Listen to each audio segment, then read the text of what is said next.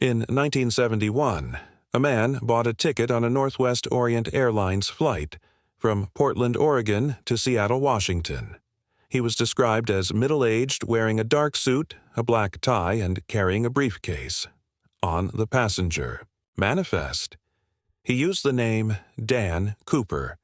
Later newspapers would call him D.B. Cooper by mistake, and that name would stick forever. The flight was routine, a short 30-minute trip with 36 passengers on board. But after takeoff, Cooper handed a note to a flight attendant. At first, she thought it was just his phone number and slipped it into her pocket.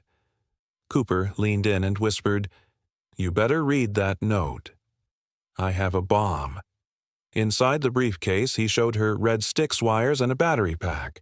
It looked real enough to convince her and the pilots. Cooper calmly gave his demands. He wanted $200,000 in cash, 4 parachutes, and a fuel truck ready in Seattle to refuel the plane.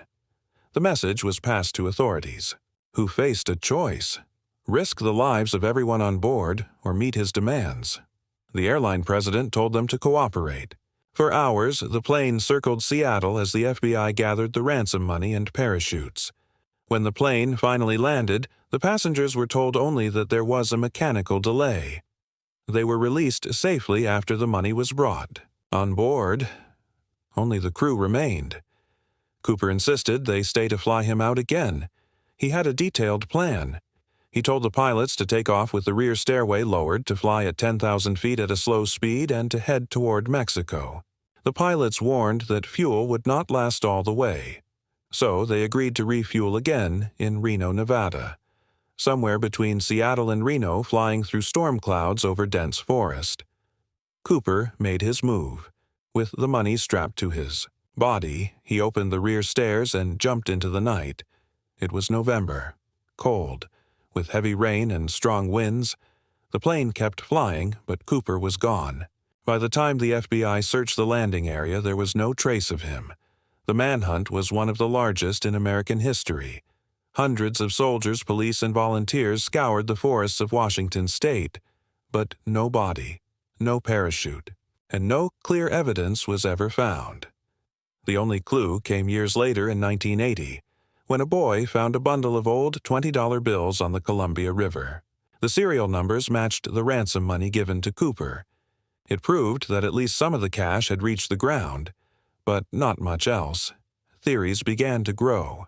Some believed Cooper had died in the jump. The conditions were brutal. At night, in the storm, wearing only a business suit.